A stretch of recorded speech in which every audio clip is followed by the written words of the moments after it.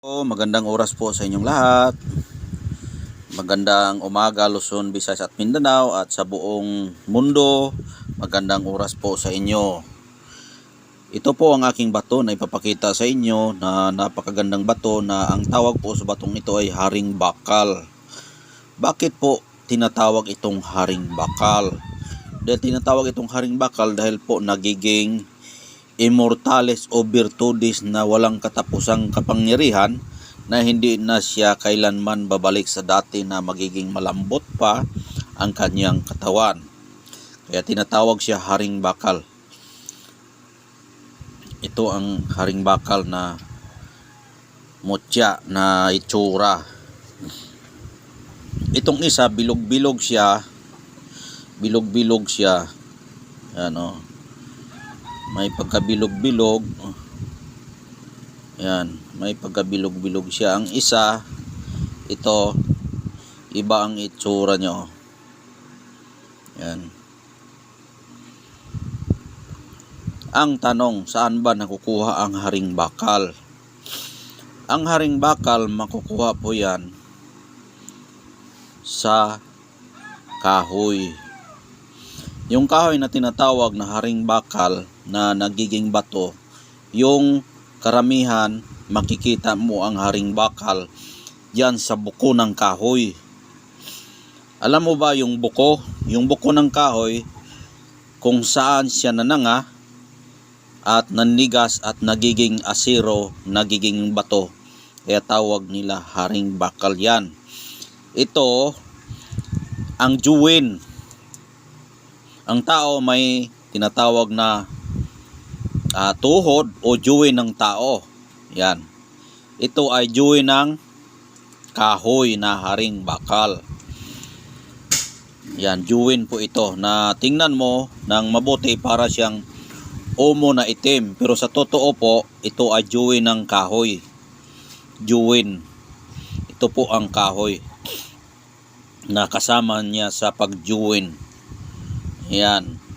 Kaya kung tingnan nyo yung kahoy, may mga buko yan at may mga sanga. Kung biyakin mo yan, meron kang makikitang bilog na ganito ang bilog niya. May malalaki, may maliliit at kung sa sobrang tagal, kung siswertehin, minsan magiging haring bakal sila at magiging bato sila na walang katapusang paggabato, na walang hanggang kapangyarihan. Yan po ang ibig sabihin sa haring bakal. Kaya ito, ang kahoy na ito, haring bakal po ito. Kahoy na haring bakal. Itong bilog, lingin, juwin po yan. Juwin. Ito po yung katawan niya. Katawan po ito ng kahoy na haring bakal. Ayan. Ang gamit po nito ay pampakabal. Pampaswerte, pampakabal. Ang swerte nakukuha po sa kabal. Dahil maraming nagsasabi, kapag hindi ka matablan, swerte mo, hindi ka natablan. Kumakabal yung katawan mo. Meron din nagsasabi, swerte, ang lakas ng tinda mo. Swerte, meron kang basta swerte, maraming klaseng swerte. Isa lang po yung swerte at kabal. Dahil ang swerte ang uluhan o yung titulo, yung naka-umbrella sa pangalang swerte, marami ang kanyang dinadala. Ayan. Ang proteksyon ay para ding magkakambal yan. Dahil nga, swerte ka na naproteksyonan ka sa agimat na ito. Ganun lang yan, kasimpleng sabihin. Ito po ay pamproteksyon. Naproteksyonan ka dahil nga hindi ka natablan. Swerte mo rin dahil hindi ka natablan. Ganun lang yan. Kaya itong ating bato napakaganda dahil nga may juwin tayong nakukuha. Alam mo ba kung ano ang juwin? Ang juwin, ito po ang nagbibigay bearing sa katawan ng kahoy na tumutubo na habang lumalaki siya. Juwin siya. Dito siya nagjuwin. Katulad nito, ito po yung juwin. Ayan kung saan nagtiko-tiko yan. Ito, ganyan, juwin. Kung titingnan mo yan dyan, meron yang bilog-bilog dyan. Sa kahoy meron din yan. Ito rin ang juwin ng kahoy. Ang napakaganda dito, nagiging bato siya, kaya tinatawag siya haring bakal na batong kahoy. Meron ding magsasabi na ang batong kahoy, maraming klase. May dignum duguan, may dignum guma. Yan po, pero ito ay haring bakal. Tinatawag yung dignum guma dahil yung kahoy, ang pangalan sa kahoy guma. Ang haring bakal, tinatawag po yan na yung ugat ng kahoy na nagiging bato. Ito ay ugat ito ng kahoy na nagiging bato, pero sadyuin ito sa ugat ng kahoy. Ito.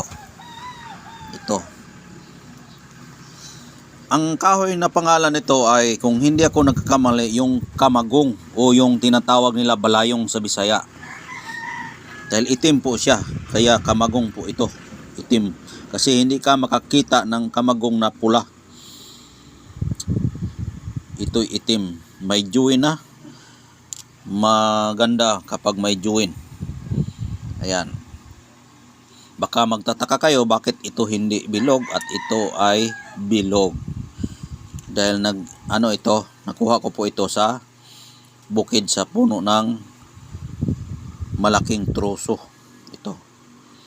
Meron kasing malaking troso dito sa amin. Yung pinaka una-unang mga kahoy sa buong Pilipinas. Yung pinakamalaking kahoy na natutumba dahil sa ito ay matanda na.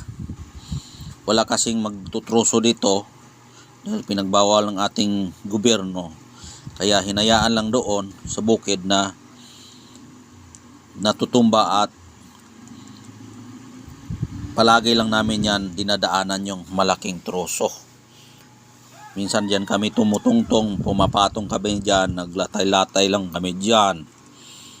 Nagtatawid-tawidan lang kami diyan sa malaking troso. At ito ay nakukuha ko ito sa puno.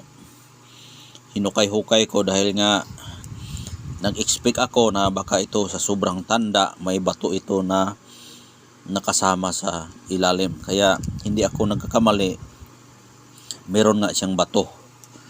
Kaya ito na ang ating mutya sa haring bakal na batong kahoy.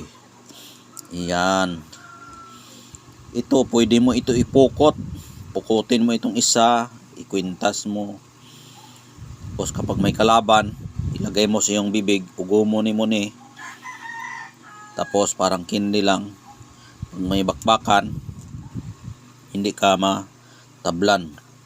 Pero lahat ng ito ay yung pangalawang proteksyon lang. Pangalawang proteksyon o yung gabay natin. Gabay lang po ito. Dahil tayo ay may Diyos. Kailangan mananalangin din tayo sa ating Panginoong Diyos. Dahil yan ang una-unang panangga natin sa ating buhay. Dahil siya ang gumagawa sa atin. Ito'y gabay lamang na mutya ng haring bakal na bato. Hanggang dito na lang po. Maraming salamat po. God bless po sa inyong lahat. Bye-bye.